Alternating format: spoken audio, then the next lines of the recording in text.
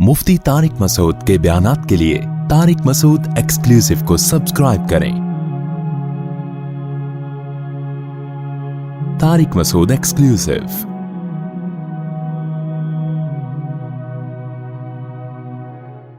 तो ये जो अल्लाह ने रमज़ान दिया ना, वक्त कम है, जल्दी से बात को समेट के मैं ख़त्म करता हूँ। ये रमज़ान भी इसी सिलसिले की एक कड़ी है कि पूरा साल खाते रहते हो, तुम्हारी ब्रेकें फेल। अल्लाह कहते हैं अपनी पेट की हर ख्वाहिश पूरी करोगे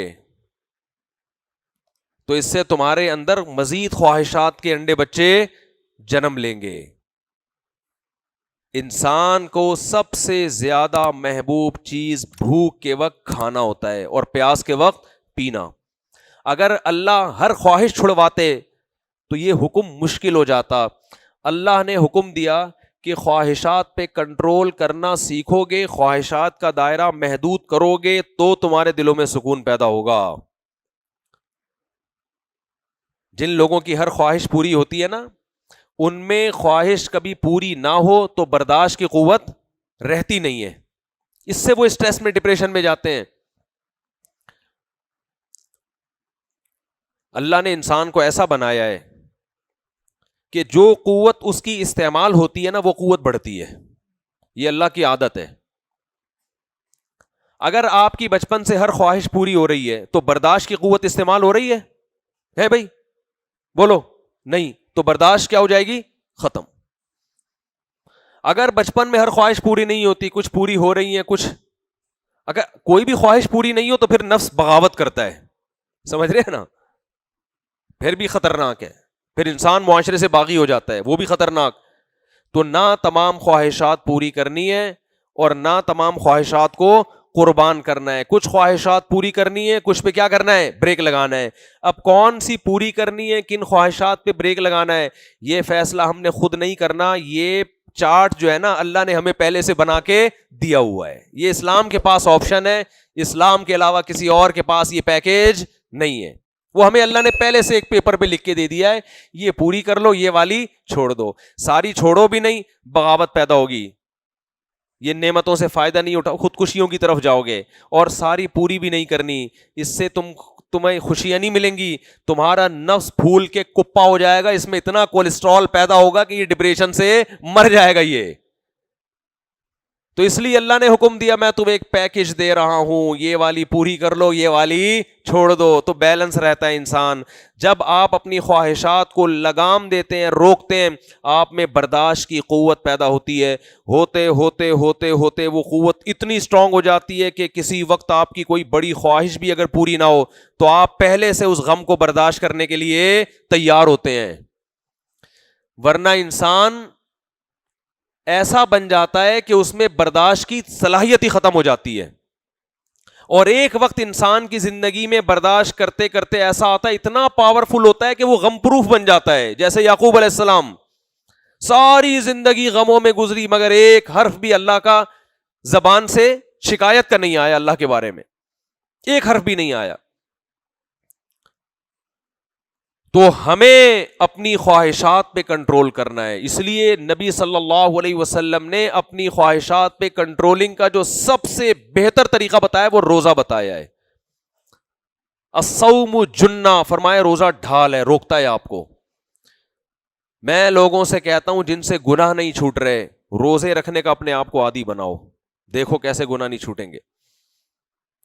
हर वक्त खाता है, हर वक्त जबान की लज्जत है। देखो ना, सुबह नाश्ता करके निकलेंगे ऑफिस में जाके, फिर चाय, फिर 2 बिस्किट, फिर 1 घंटे बाद इनको कुछ चाहिए। कोई निस्वार डाल रहा है, कोई पान रख रहा है, कोई सौंफ खा रहा है। अबे तमीज से बैठ जाओ थोड़ी देर यार। फिर लंच के बाद भी कोल्ड ड्रिंक और चाय, फिर उसके बाद फिर शाम को कुछ चाहिए, इनको समोसे भी चाहिए उसके साथ। फिर बहुत देर से कुछ खाया नहीं, 1 बिस्किट हो जाए, है भाई। ये सौंफ रखी हुई होती है, वो थोड़ा सा जबान का टेस्ट चेंज। फिर रात को खाना, फिर सोने से पहले डॉक्टर हकीम ने कुछ बताया भाई ये खा के सो। ये तो शुक्र है रात को आंख नहीं खुलती, वरना फिर उठ के कुछ खाएंगे। तो जो ख्वाहिशात का इतना गुलाम बन चुका हो, जिस कमबख्त से 4-5 घंटे सब्र ना होता हो, वो शरीयत पे कैसे चलेगा? वो हुकूक कैसे, हुकूक अपने और اللہ کے اور مخلوق کے حقوق ادا کرنے کے لیے یہ ضروری ہے کہ آپ اپنی خواہشات کو کنٹرول کرنا، بلکہ اپنے حقوق ادا کرنے کے لیے بھی ضروری ہے. اپنے حقوق کیا ہے؟ اپنی صحت بنانا. اس میں بھی جب تک آپ کی کنٹرولنگ پاور نہیں ہوگی مضبوط، اس وقت تک آپ اپنی صحت کو بھی مینٹین نہیں رکھ سکتے. ہمارے ایک دوست ایک ورک شاپ کرواتے تھے، بڑی اچھی مثال انہوں نے دی. ایک صاحب کی انہوں نے اس پہ LED پہ تصویر دکھائی، اتنے موٹے نا کپا. ان کو کسی کمپنی میں جاب لگ گئی، بڑی اچھی مینجمنٹ کی. بڑے خوش آ کے اپنے ابا کو بتایا کہ ابا میں اتنے لوگوں کو اب سنبھالوں گا نا.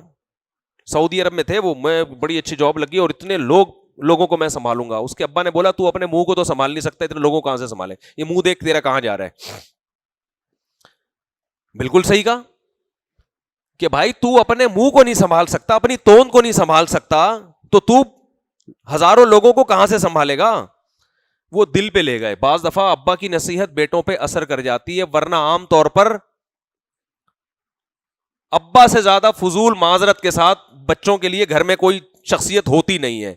بچوں کا خیال ہوتا ہے یہ کما کے کھلانے کی مشین ہے، اور خان سامہ معذرت کے ساتھ ہم نے گھر میں پالا ہوا ہے، ٹھیک ہے نا، جس کا کام ہے ہمیں چیزیں لا کے دینا، گیس بجلی کا بل دینا. چلتی ولتی آج کل ابا کی مارکیٹ میں بالکل بھی نہیں ہے، جو نئی نسل کی جو رپورٹیں ہمارے سامنے آ رہی.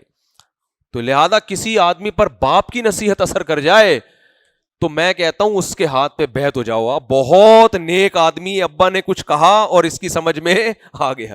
دوست سمجھائیں تو سمجھ میں آتا ہے، باپ کی نصیحت آج کل سمجھ میں ہی نہیں آ رہی. حالانکہ سب سے زیادہ تو احسان اس کے ہیں بھائی، تجربہ اس کا ہے.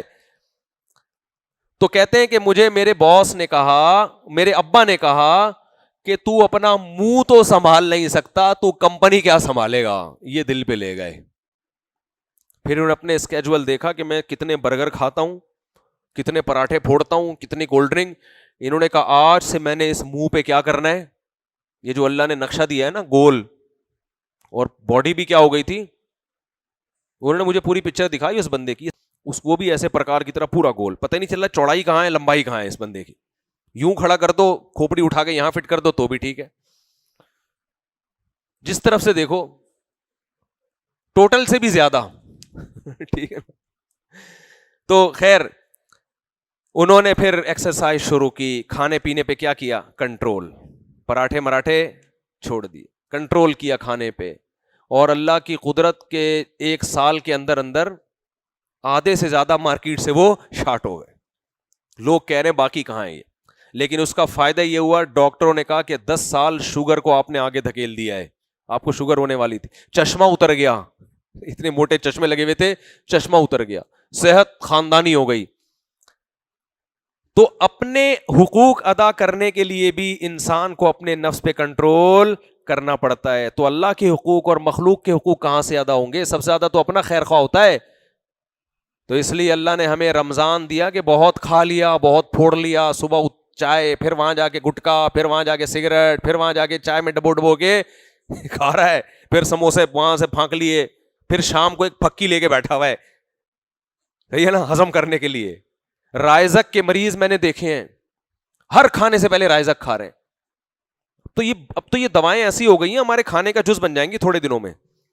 یہ جو ہے نا، یہ جو ہاضمے کی دوائیں ہیں، تھوڑے دنوں میں آپ دیکھیں گے کہ یہ بھینس بھی یہی دینا شروع کر دے گی، مجھے لگ رہا ہے. کھیتوں سے یہی اگنا شروع ہو جائیں گی. اللہ کہیں گے تم نے آلو پیاز ٹماٹر تو چھوڑ دیے، تم زیادہ شوق سے ہاضمے کی دوائیں کھا رہے ہو. تو ہو سکتا ہے یہ اگانا شروع کر دیں لوگ، تو اتنا کھا رہے ہیں. تو اللہ نے حکم دیا کہ جو سب سے لذیذ خواہش ہے، انسان کی باڈی کی 2 ریکوائرمنٹ ہوتی ہیں، ایک زبان کی لذت اور ایک خواہشات، سیکسول ڈیزائرز. یہ 2 ریکوائرمنٹ باڈی کی ایسی ہیں جن کو برداشت کرنا انسان کے لیے بہت مشکل. جب یہ خواہشات پیدا ہوتی ہیں تو اللہ نے رمضان میں دونوں چیزیں چھڑوا دی. نہ روزے کی حالت میں زوجہ سے ہم بستری کر سکتے ہو، اور نہ روزے کی حالت میں پانی پی سکتے ہو، نہ کھا سکتے ہو، نہ گٹکا، نہ سگریٹ، نہ پان. اور یہ 2-4 دن کی بات نہیں ہے، پورا مہینہ تم نے اس اسکیجول میں گزارنا ہے. تو اس کا بڑا مقصد کیا ہے؟ اپنی خواہشات کو کنٹرول کرنا سیکھو. لیکن ہم اتنے ڈھیٹ ہیں، ہم کہتے ہیں اللہ تو نے سحری سے لے کے افطاری تک چھڑوا دیا، افطاری کا ٹائم آنے دے، بس تو آنے دے، آن دے خالی. ایسے آستینے چڑھا, آن دے خالی. اور جو پورا مہینہ روزہ رکھوایا چاند نظر آنے دے.